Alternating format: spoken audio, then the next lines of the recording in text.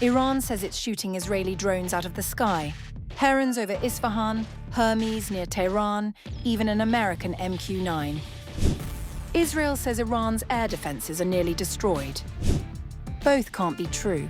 As cluster bombs fall on Tel Aviv, a different battle is unfolding overhead. So who really controls the skies?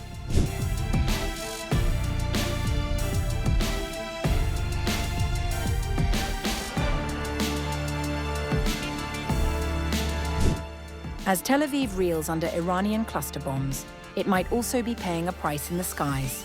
According to multiple reports, Israel is losing drones over Iran. According to the Middle East Eye, the IRGC said it intercepted an Israeli Heron unmanned aircraft over Isfahan, one of the largest reconnaissance drones in Israel's arsenal, claiming it was brought down largely intact.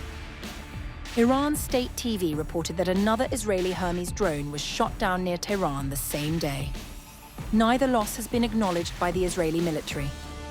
Based on open-source incident records and compiled conflict trackers, at least 7 Israeli drones have been reported shot down or lost over Iran since March 1st. The majority were reconnaissance UAVs such as Hermes 900 and Heron-1.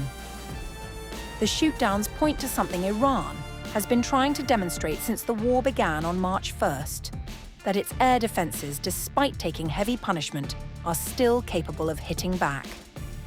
The IRGC said on March 6th that it had also downed an American MQ-9 drone over Lorestan province, adding to a growing list of losses that Washington and Tel Aviv have largely stayed silent on. The IRGC has warned that the new weapons have been deployed and that upcoming phases of the conflict would deliver severe strikes against its adversaries. In total, more than 2,000 PAHPAD missiles and more than 600 missiles have been fired against American positions in the region and Zionist targets in the occupied territories. More attacks against our country's enemies continue. The constant sound of shelling and the long-term imprisonment of the population in the occupied territories in the shelters in the last 100 hours of the war shows the steadfast and well-managed spirit of the Iranian regime for the hard revenge of the terrorist criminals. On the ground, the Iranian Red Crescent reported damage to 14 medical facilities and 9 of its own centers since the war began. Iran's Martyrs Foundation put the death toll at 1,230 as of March 6th. Israel's military has painted a different picture. Chief of Staff Lieutenant General Eyal Zamir claimed his forces have dismantled roughly 80% of Iran's air defense network and disabled more than 60% of its missile launch capability across 2,500 operations involving over 6,000 munitions. The IDF, together with the US Army, began attacking strategic targets in Iran. We are ready and in high operational readiness on the defense as well as the offense. We're facing a significant, crucial and unprecedented campaign to eliminate the Iranian terror regime's capabilities that pose an ongoing existential threat to the security of the State of Israel. The war is also dragging in neighbors. Azerbaijan confirmed on March 6th it was pulling its diplomatic staff from Tehran and its consulate in Tabriz after drones struck an airport and a school in its Nakhchivan exclave the previous day, wounding 4. Iran denied firing them, pointing the finger at Israel instead. Azerbaijan's withdrawal marks the first diplomatic rupture of the war, a sign that the conflict's shockwaves are now reaching well beyond the Middle East.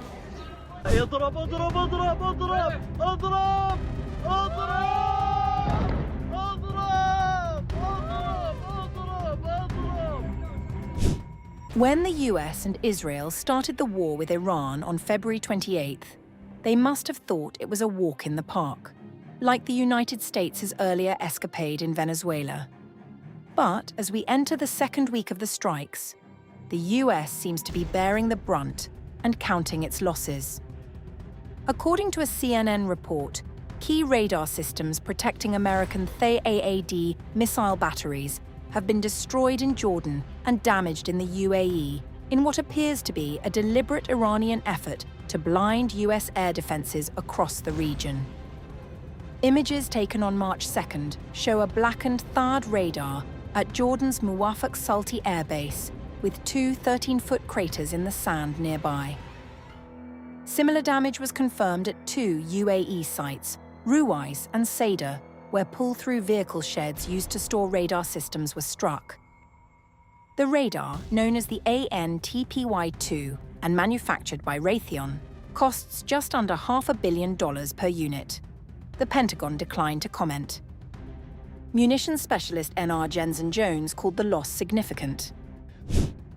The radar is essentially the heart of the THAAD battery, enabling the launch of interceptor missiles.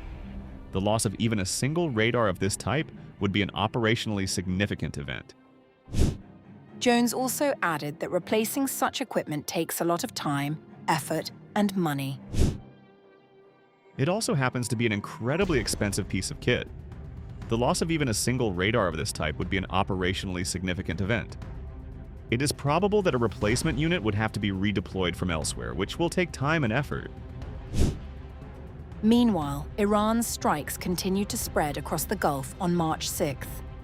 In Doha, residents were woken early in the morning by explosions as Iranian drones targeted Al Udeid Air Base, the largest US military installation in the Middle East.